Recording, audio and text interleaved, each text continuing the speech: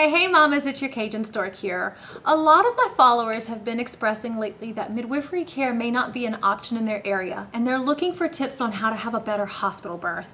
So today I'm going to give you some of my midwifery tips on how to have your best hospital birth. But before I begin, my name is Midwife Kyra, and I believe in truly natural birth because I know that it makes for better birth experiences.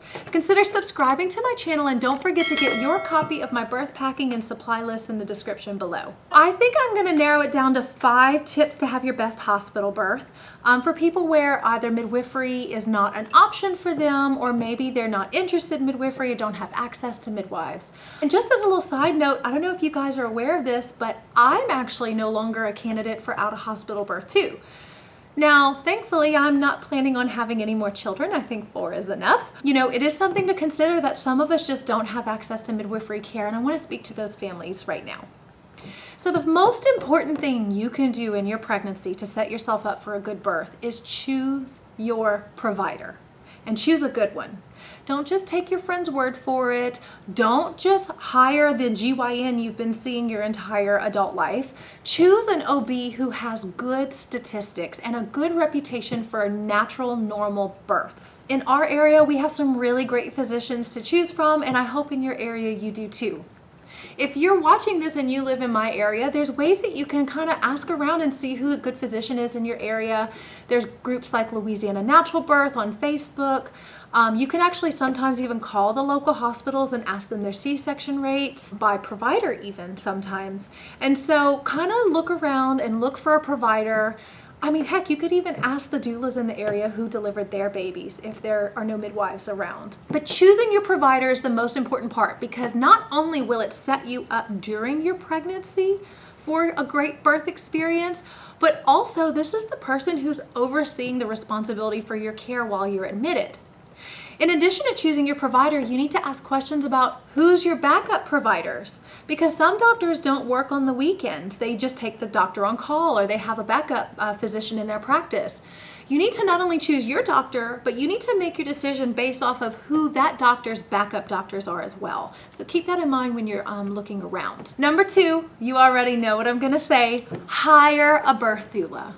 I have several videos on birth doulas, what a doula is compared to a midwife, how doulas are beneficial in your birth, that you can just look up CajunStork and look up the word doulas, and you will find a ton of information from me about doulas.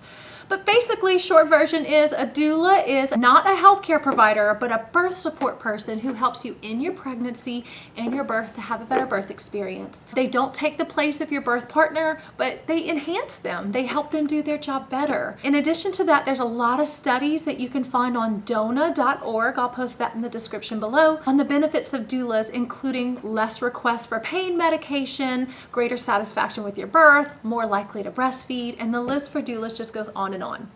Even as a midwife who hired a midwife for a home birth, I still hired and brought a doula to my birth, and I recommend that you do too. No one ever regrets hiring a doula. Number 3, take a good childbirth education class. Now, I'm not talking about the hospital classes that teach you how to be a good patient. I'm talking about Lamaze, or Birthing from Within, or Bradley, or Birth Boot Camp. A class that focuses on preparing you for being a woman giving birth, not necessarily hospital policies.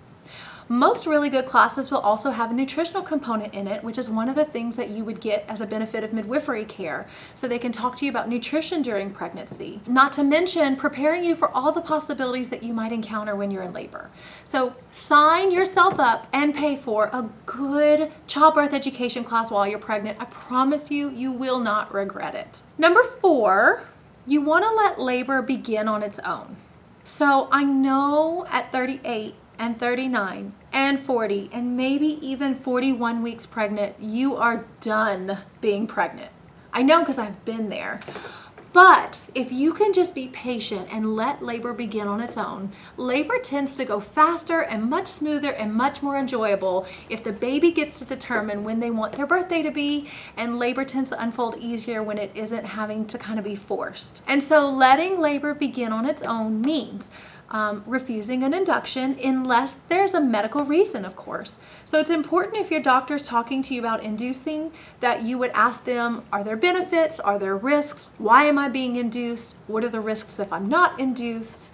What happens if I do nothing and I just wait for labor? Labor induction should be approached on a case-by-case basis. Many physician practices do it routinely at 39 weeks. And in fact, locally, I was told that there's a physician here that doesn't even let anyone go past 40 weeks, which I find very unusual. So it's really important, again, you have a good provider so you can have these open discussions with them and ask good questions. The last tip I'm gonna give you to have your best hospital birth is to have a postpartum plan created. You can have a doula help you create a postpartum care plan that helps you have your best postpartum experience. If you're planning a hospital birth, you may not go home for 24 to 48 hours after the birth. And a good postpartum care plan is going to talk about things like preparing freezer meals, who's going to feed mom for the first week that they're home, when does dad go back to work, when does mom go back to work, what kind of comfort items does mom have for the postpartum to help with maybe painful incisions or breastfeeding difficulties. Phone numbers for all of the people you need to be in touch with if there's a problem, such as a pediatric dentist if there's a tongue tie, a lactation consultant who works outside of the hospital that can maybe do home visits for you. Also, what's everyone's role in the postpartum? Who's gonna watch your older children? So many things to prepare for the postpartum. As midwives, we help you with this throughout your pregnancy, but if you're planning a hospital birth, please either hire a doula or start Googling postpartum care plans where you can gather some information, start making a really, really good one for you. So those are my best tips for having your best hospital birth. I hope you found those helpful. If you have any questions, post them in the comments below, but otherwise I'll see you at one of my videos up here on the screen. Thanks for watching. Bye-bye.